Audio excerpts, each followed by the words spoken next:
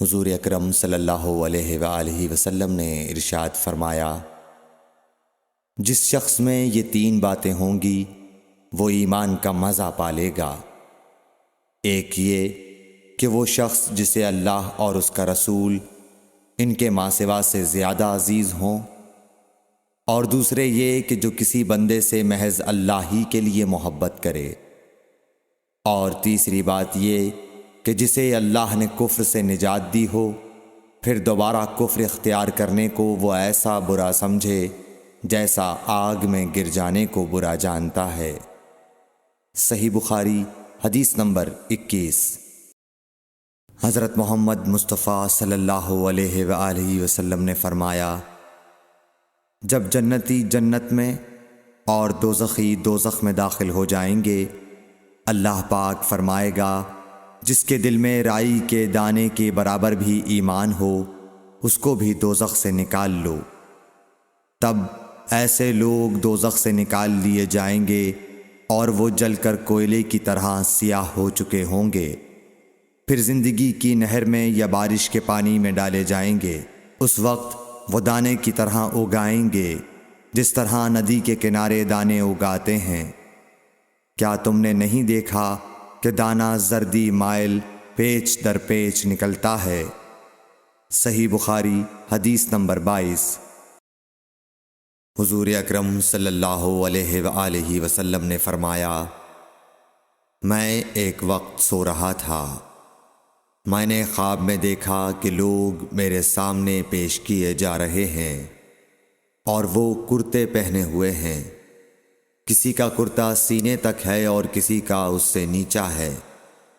پھر میرے سامنے عمر بن خطاب لائے گئے، ان کے بدن پر جو کرتا تھا اسے وہ گھسیٹ رہے تھے، یعنی ان کا کرتا زمین تک نیچا تھا۔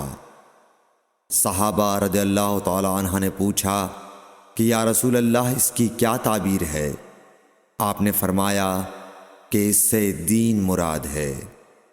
صحیح بخاری حدیث نمبر 23۔ ایک مرتبہ رسول کریم صلی اللہ علیہ وسلم ایک انصاری شخص کے پاس سے گزرے، اس حال میں کہ وہ اپنے ایک بھائی سے کہہ رہے تھے کہ تم اتنی شرم کیوں کرتے ہو؟ آپ نے اس انصاری سے فرمایا کہ اس کو اس کے حال پر رہنے دو، کیونکہ حیا بھی ایمان ہی کا ایک حصہ ہے۔ صحیح بخاری حدیث نمبر 24۔ رسول اللہ صلی اللہ علیہ وسلم نے فرمایا، مجھے اللہ کی طرف سے حکم دیا گیا ہے کہ لوگوں سے جنگ کروں، اس وقت تک کہ وہ اس بات کا اقرار کر لیں کہ اللہ کے سوا کوئی معبود نہیں ہے، اور یہ کہ محمد صلی اللہ علیہ وسلم اللہ کے سچے رسول ہیں، اور نماز ادا کرنے لگیں اور زکوٰۃ دیں۔ جس وقت وہ یہ کرنے لگیں گے تو مجھ سے اپنے جان و مال کو محفوظ کر لیں گے، سوائے اسلام کے حق کے۔ رہا ان کے دل کا حال تو ان کا حساب اللہ کے ذمے ہے۔ صحیح بخاری حدیث نمبر 25۔ رسول اللہ صلی اللہ علیہ وسلم سے دریافت کیا گیا کہ کون سا عمل سب سے افضل ہے؟ فرمایا، اللہ اور اس کے رسول پر ایمان لانا۔ کہا گیا، اس کے بعد کون سا؟ آپ نے فرمایا کہ اللہ کی راہ میں جہاد کرنا۔ کہا گیا، پھر کیا ہے؟ آپ نے فرمایا، حج مبرور۔ صحیح بخاری حدیث نمبر 26۔ رسول اللہ صلی اللہ علیہ وسلم نے چند لوگوں کو کچھ عطیہ دیا اور سعد وہاں موجود تھے۔ وہ کہتے ہیں کہ رسول اللہ صلی اللہ علیہ وسلم نے ان میں سے ایک شخص کو کچھ نہ دیا، حالانکہ وہ ان میں مجھے سب سے زیادہ پسند تھا۔ میں نے کہا، حضور، آپ نے فلاں کو کچھ نہ دیا، میں اسے مومن گمان کرتا ہوں۔ آپ نے فرمایا، مومن یا مسلمان؟ میں تھوڑی دیر چپ رہ کر پھر پہلی بات دہرانے لگا۔ حضور صلی اللہ علیہ وسلم نے بھی دوبارہ وہی جواب دیا۔ پھر آپ نے فرمایا کہ اے سعد، باوجود یہ کہ ایک شخص مجھے زیادہ عزیز ہے، پھر بھی میں اسے نظر انداز کر کے کسی اور دوسرے کو اس خوف کی وجہ سے یہ مال دیتا ہوں کہ وہ اپنی کمزوری کی وجہ سے اسلام سے پھر جائے اور اللہ اسے آگ میں اوندھا ڈال دے۔ صحیح بخاری حدیث نمبر 27۔ ایک آدمی نے رسول اللہ صلی اللہ علیہ وسلم سے پوچھا، کون سا اسلام بہتر ہے؟